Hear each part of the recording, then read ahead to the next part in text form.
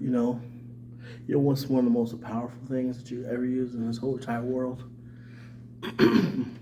Music. Music. Oh man, music is such a beautiful thing. It just calms your soul down, especially the different types of music. Now, of course, with heavy metal, screamo, that stuff may not calm you down. I may set you off. And when I'm talking about calming down, I'm talking about bringing your soul down, down, down, down, down, down, down. So she can be at peace. Why do you think Soul asked David to play a harp? So he can be at peace and not be at torment. Music, music, music.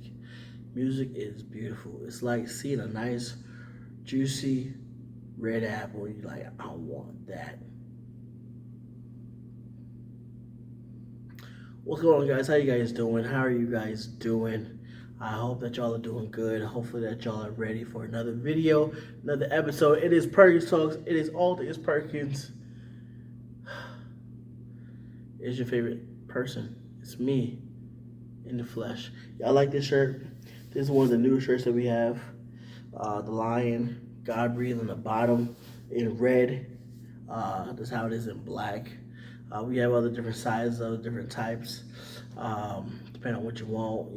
I believe right now we have gray, we have blue, gray, blue, green, and black.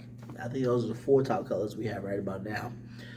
So if there's a color, if there's a certain style of the face you want, because they do have different styles. So this is the yellow. I believe you also have the red one. But anyway, let's get into the video. I'm not good enough.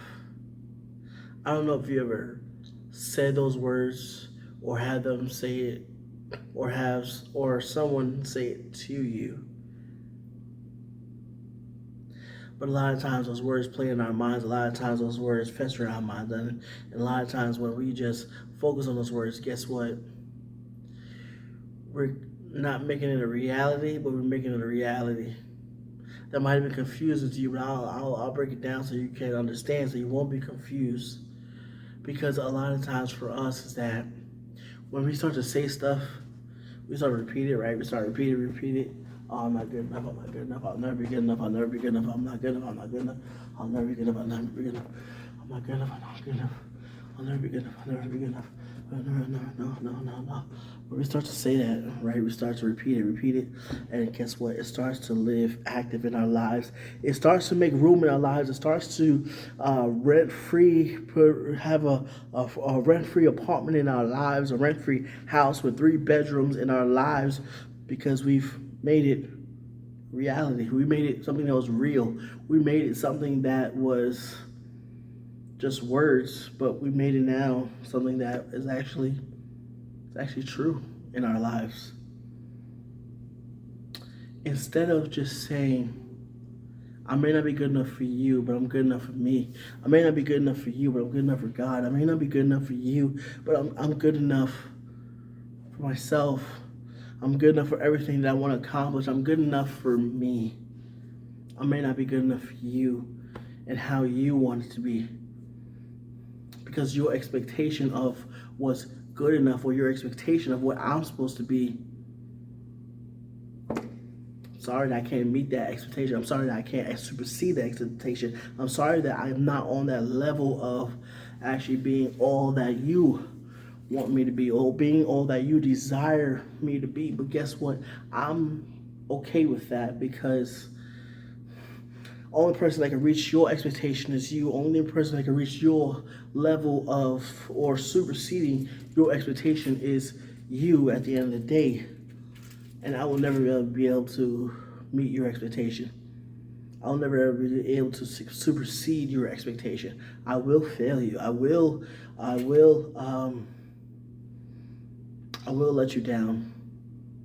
I'm not saying that as a disclaimer. I'm just saying it because it's true. But I may not be good enough for you, but once again, I'm good enough for me. I may not be good enough for how you perceived me to be, but I'm good enough for me, how I perceive me to be. And if I feel that I'm not good enough for me, then there's a problem with me. But if you feel that I'm not good enough for you, then there's a problem with you, because you put an expectation upon me that I had no business of trying to even reach or trying to even get to. See, a lot of these phrases, right? Like, I'm not good enough, or you're not good enough. A lot of these phrases, they tend to play parts in our lives that should not be played, right? Because once you start saying that you're not good enough, or you'll never be good enough, that's when the thoughts of suicide come to play. That's when thoughts of depression come to play. That's when you start to make those words a reality in your life, and then it becomes a harsh reality in life, right? Sometimes you just got to close your ears to what people tell you and say, I'm not paying attention to what you got to say. I'm not paying attention to what you are trying to say, because I might not be good enough for you. I'm good enough for someone. And if I'm not, then I'm good enough for me. And if I see a problem within myself, then I know that I have to better myself. If I see a problem within myself, I know I need to change myself. If I know that there's an issue within myself, I know that that needs to change in some way, somehow, some fashion. I need to do something different. I need to change it up. But I will never ever be good enough for you. I will never ever be good enough for your expectation. I'll never be good enough for what you want me to be. But I will always be good enough for me. I will always be good enough for what God tells me who I need to be. I will always be good enough for that. And if God tells me that He needs to see something change in me, then guess what? I need to change that. But God will never tell me that I'm not good enough. God will never tell me that I will never be good enough. God will always love me just the way I am. And yes, there's times of change. Yes, there's seasons of change. Yes, there's moments that need to be changed. And I'm okay with that. I'm okay with that. I'm okay with working on that. I'm okay with doing that. But for you to tell me that I'm not good enough, for you to tell me that I will never be good enough. I'm sorry, who are you? I'm sorry, who are you? Really, answer the question, who are you? Because I don't have to be good enough for you. You didn't create me. You didn't make me. You came into my life as an addition to my life. Who are you? Because as people, we should be bettering each and every one. We should try to better whoever we walk into their lives. We should try to add value, not devalue. We should try to add something that wasn't there, add life to what was death. But for you to tell me that I'm not good enough, you may hurt me a little bit because I'm human, but I'm not going to let those words stick into my head. I'm not going to let those words harm me. And I don't know how many people have to say that, because we've taken words that people tell us from when we were younger till now, and we have let it be a reality in our lives.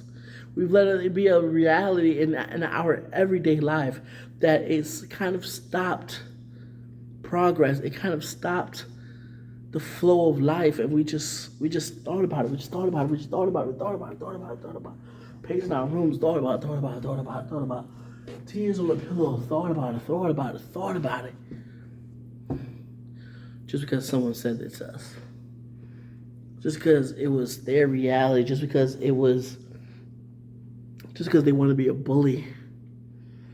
We've allowed them to say something about us that wasn't true. We've allowed them to bully us. We've allowed them to say different phrases of which we know is not true. You ever heard that popular phrase, God made dirt, dirt don't hurt, right? There's a problem with that phrase. Because you swallow dirt, dirt will eventually hurt your insides. You swallow rocks, that will hurt. You put dirt in your eyes, that will hurt. You rub dirt all over your face with rocks, and you might bleed a little bit, and that will hurt. So dirt does hurt. Dirt does hurt. Yes, God made it, but guess what? It's a real substance. It will hurt you. But the words you say to somebody, that's what will hurt the most. So watch what you say to people. Watch the words you say.